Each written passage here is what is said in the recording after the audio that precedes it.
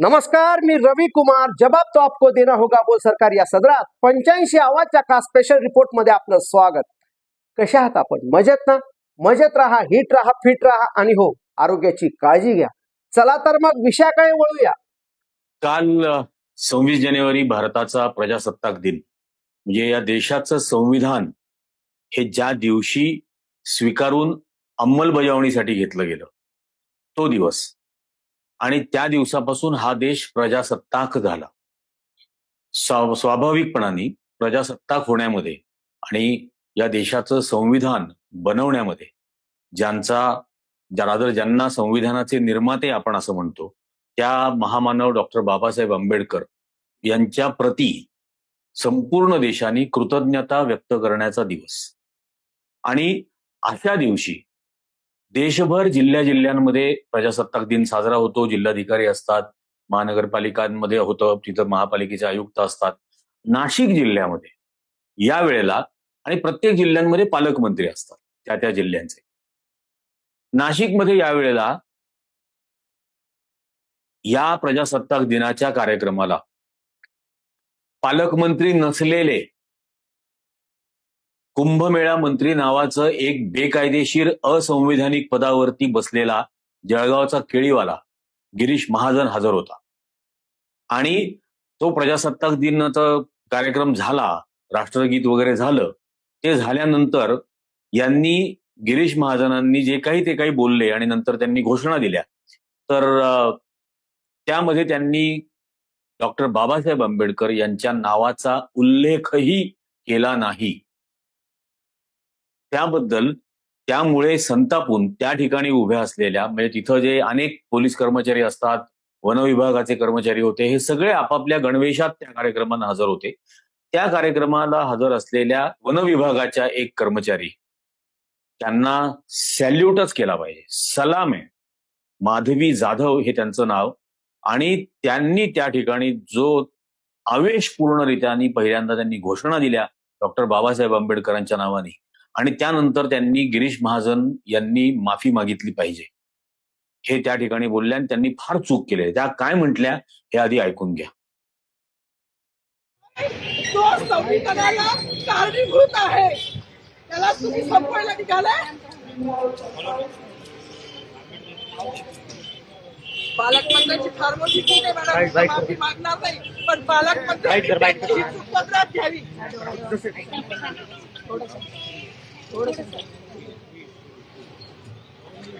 मला मीडियाशी घेणं नाही मॅडम, मला सस्पेंड केलं, मी माणूसचे कार्य उपसी, मी माती काम करीन, पण बाबासाहेबांची ओळख पुसून येणार नाही. मला सस्पेंड करायचं करू शकता मॅडम. बाबासाहेबाला संपवायचं काम करायचं नाही. 26 जानेवारी 15 ऑगस्ट मध्ये मी नाही मालक, पण लोकशाही मॅडम तुम्ही सुद्धा संविधानामुळे आहात. पालकमंत्री सुद्धा पालकमंत्री संविधानामुळे आहे. कोणताही जाती भेद नाही, सगळी समानता त्यांनी दिली आहे. बाबासाहेबांचं नाव आता भाषणात येईल, मागणारी भाषणात येईल. ज्या लोक संविधानाला लोकशाहीला कारणीभूत नाही त्यांची नावं वारंवार घेतली गेली, पण जो संविधानाला कारणीभूत आहे तो प्रजासत्ताक दिनाचा जो मानकरी आहे त्याचं नाव भाषणात का नाही?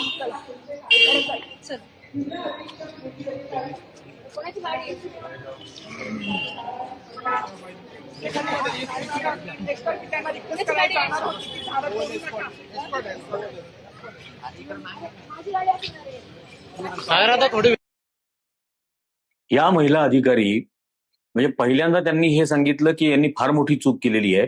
बाबासाहेब आंबेडकरांचा उल्लेख न करणं हा बाबासाहेब आंबेडकरांचा अपमान आहे आणि प्रजासत्ताक दिनाच्या दिवशी तुम्ही त्यांचा उल्लेख करत नाही, याचा अर्थ तुम्ही बाबासाहेबांची आठवण लोकांच्या डोक्यातून पुसू पाहताय का?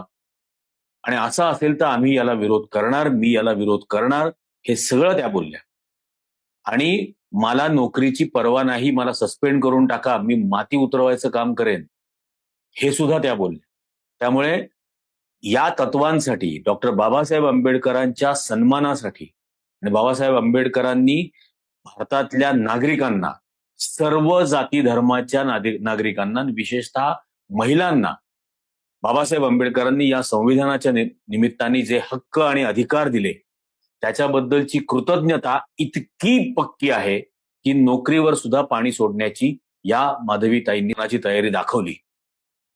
हे झाल्यानंतर काय झालं हे तुम्ही बघितलं. महिला पोलीस अधिकाऱ्यांनी माधवी जाधव यांना, या वनविभागाच्या कर्मचारी आहेत, त्यांना त्या गणवेशात असताना त्यांच्या दंडाला धरून पोलिसांच्या वाहनामध्ये बसवलं आणि पोलीस स्टेशनला घेऊन गेले. आता पोलीस ऍक्ट जो आहे, त्या पोलीस ऍक्टच्या कलम 68 नुसार दंडाला धरून पोलिसांच्या वाहनात बसवणं याला अटक म्हटली जाते. त्यानंतर त्यांना तिथं असं सांगितलं गेलं की त्यांना समज दिली आणि सोडून दिलं. हे समज देऊन सोडून देणं हे सुद्धा पोलीस ऍक्टच्या कलम 69 मध्ये येतं. आता पहिले मला सांगायला पाहिजे की यात समज द्यावी असं काय होतं. प्रजासत्ताक दिनाच्या दिवशी डॉक्टर बाबासाहेब आंबेडकर यांचा उल्लेख करायलाच हवा, त्यांच्याबद्दल कृतज्ञता व्यक्त करायलाच हवी, कारण त्यांनी बनवलेलं संविधान हे त्या दिवशी अंमलबजावणीसाठी घेतलं गेलं, मान्य केलं गेलं, देशाने स्वीकारलं. 26 जानेवारी म्हणून महत्वाचं आहे आणि म्हणून त्या दिवशी देश प्रजासत्ताक झाला.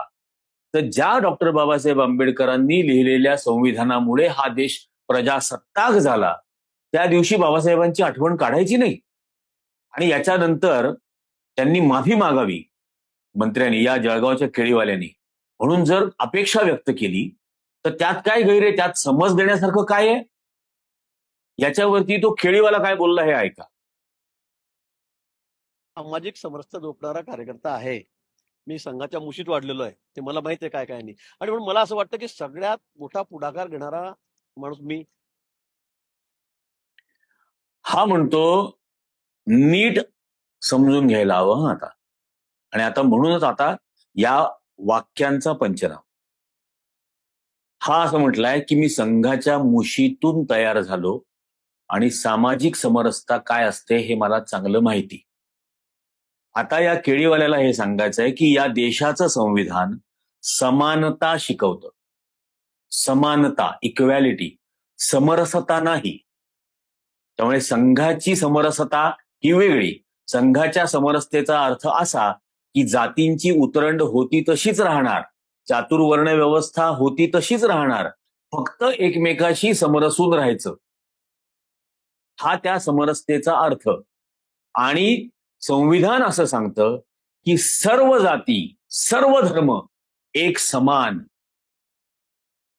म्हणून संविधानाची जी समानता आहे तीच महत्वाची. हे वाक्य बोलून सुद्धा केळीवाल्यांनी संविधानाचा अपमान केलाय, डॉक्टर बाबासाहेब आंबेडकरांचा अपमान केलाय, हे समरसता हा शब्द वापरून. आणि त्यानंतर हा सांगतो मी संघाच्या मुशीतून तयार झालो. मग संघ ज्या मुशीतून तयार झाला ना, त्या मुशीला मनुस्मृती म्हणतात आणि ती बाबासाहेब आंबेडकरांनी जाळून टाकली होती, हे लक्षात घ्यायला हवं. त्याचा दुसरा भाग, संघाच्या मुशीतून तयार झालेला, हा संघाच्या मुशीतून तयार झालेला दत्तात्रय होसबळे काय बोलला होता, या संविधानाचं रिव्ह्यू व्हायला हवा, संविधानाचा रिव्ह्यू व्हायला पाहिजे. अटल बिहारी वाजपेयी संघाच्या मुशीतून तयार झालेले पंतप्रधान असताना संविधानाची पुनर्विलोकन समिती बनवलेली होती त्यांनी. संघाच्या मुशीतून तयार झालेला तडीपार अमित शहा संसदेमध्ये काय बोलला, डॉक्टर बाबासाहेब आंबेडकरांचं नाव घेण्याची फॅशन झालेली आहे. हे संघाच्या मुशीतले शब्दप्रयोग आहेत. आणि डॉक्टर बाबासाहेब आंबेडकरांचं नाव घेणं हे फॅशन नाहीये, पॅशन आहे.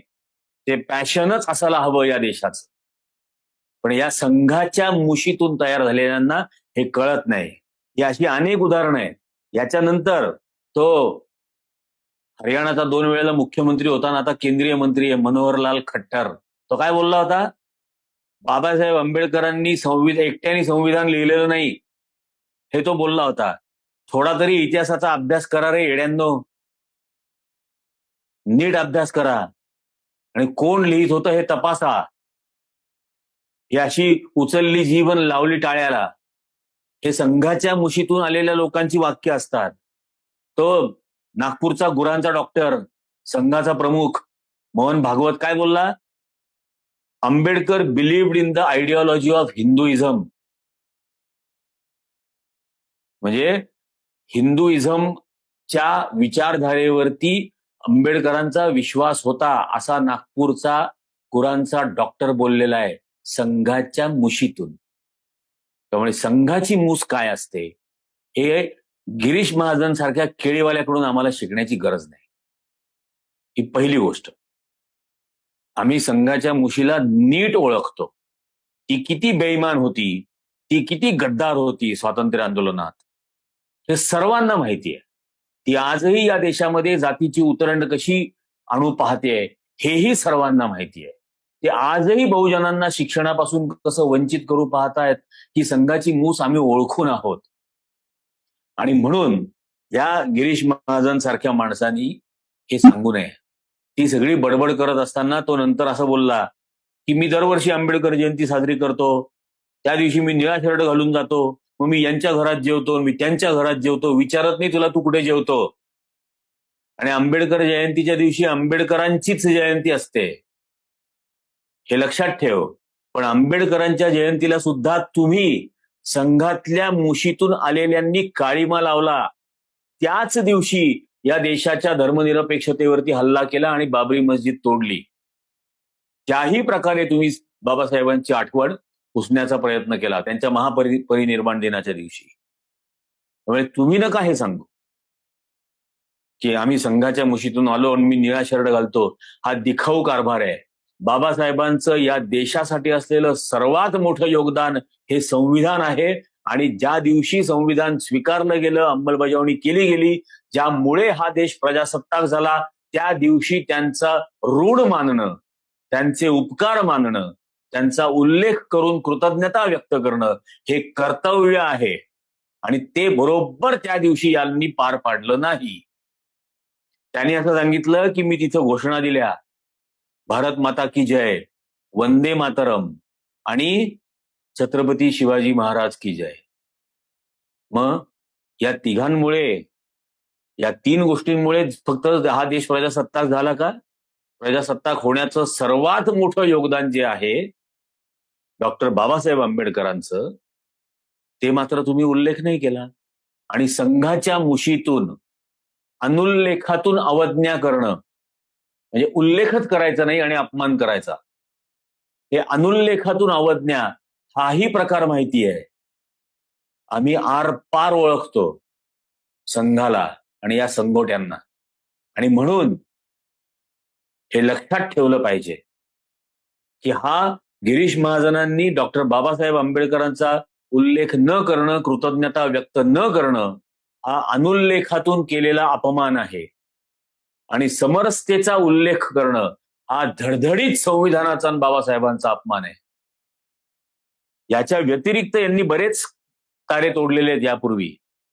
या संघाच्या मुशीतून आलेल्यांनी संविधानाला आंबेडकर स्मृती म्हटलेलं आहे आणि आंबेडकर स्मृती नको, मनुस्मृती हवी अशा मागण्या केलेल्या आहेत.